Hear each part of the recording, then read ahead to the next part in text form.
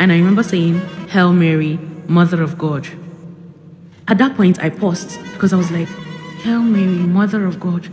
I had not realized that I have been repeating this thing, but I was not really listening to myself to actually notice what I was saying, because I really, truly, as a Christian, did not believe that Jesus was God. I believed that he was the Son of God.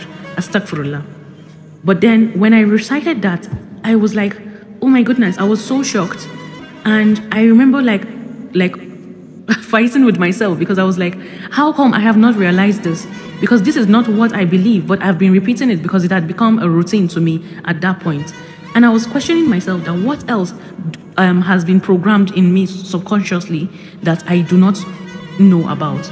That is part of the things that prompted me to actually keep researching about Islam. Assalamu alaikum wa rahmatullahi wa barakatuh. So I've been getting a lot of questions as to how I became a Muslim. So I thought to share my revert story today, inshallah. But before I do that, I think it's important that you understand my background. So I come from a Christian household, actually. Both my parents are Catholics, and I grew up Catholic, actually.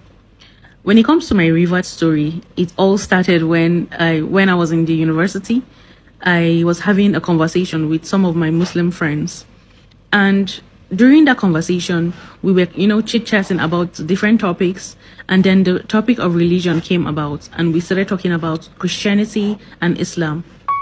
And a question was thrown to me, actually, and that question was, what do I believe happens to us after we die as a Christian?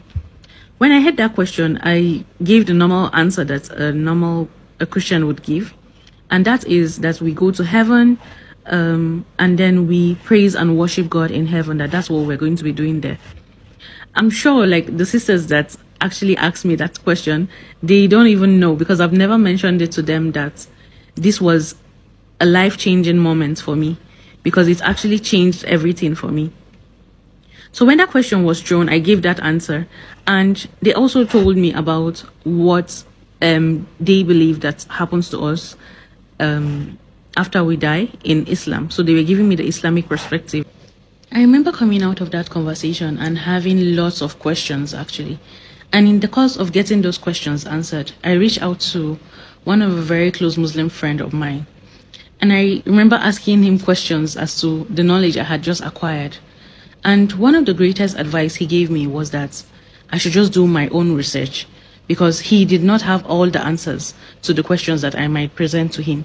So he advised me it's better that I should do my research, so that way I would even get answers to questions that I could not articulate or put into words.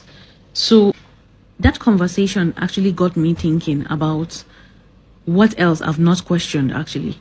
Because I was like, if I don't know what happens to us when we die, then what am I living for exactly? What else have I not questioned?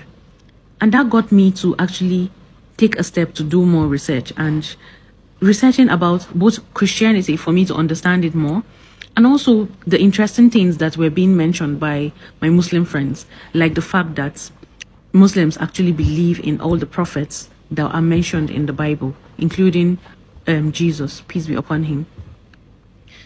And the funniest thing is, the more I researched, the more I felt like Islam was answering all the questions I had all those years growing up in like attending catechism classes and having questions about Islam.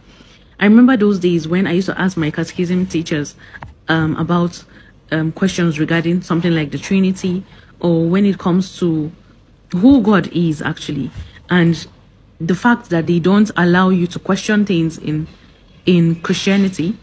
That is something that, because they always see you as if you are possessed, why are you not accepting what is being taught to you?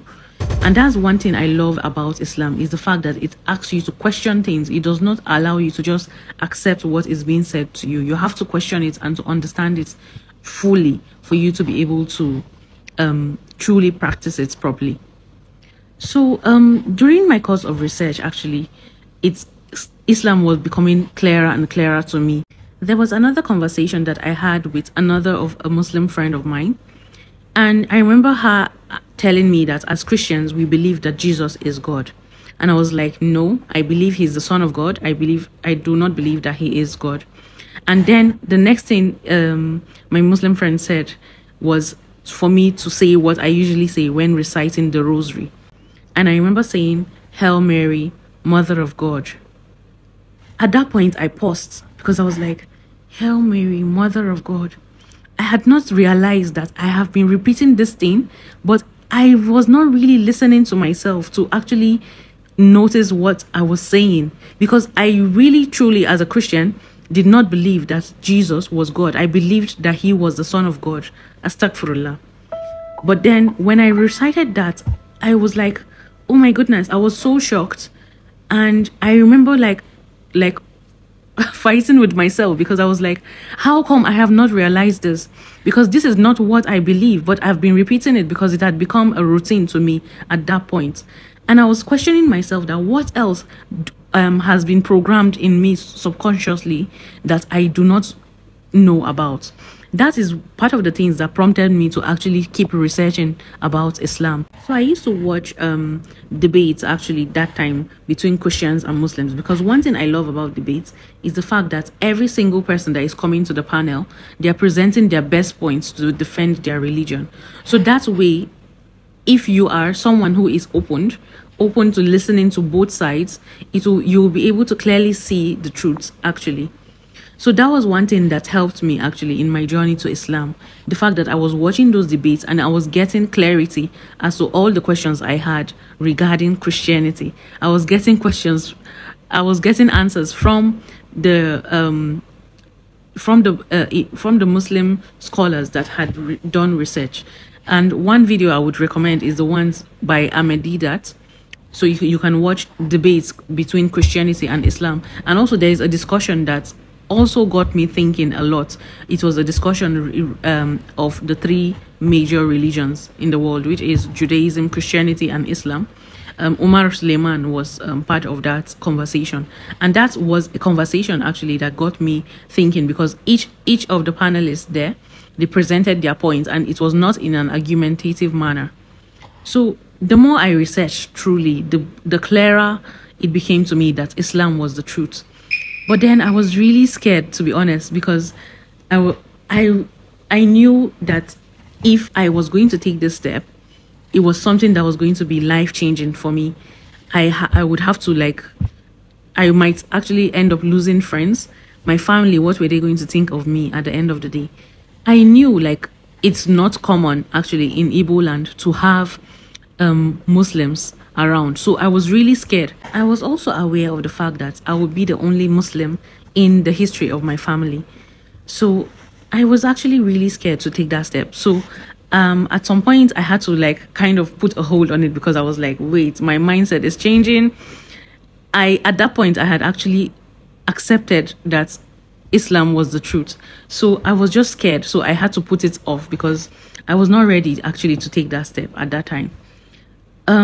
But one thing I noticed with Islam is the fact that once you've seen the truth, you can never run away from it at the end of the day.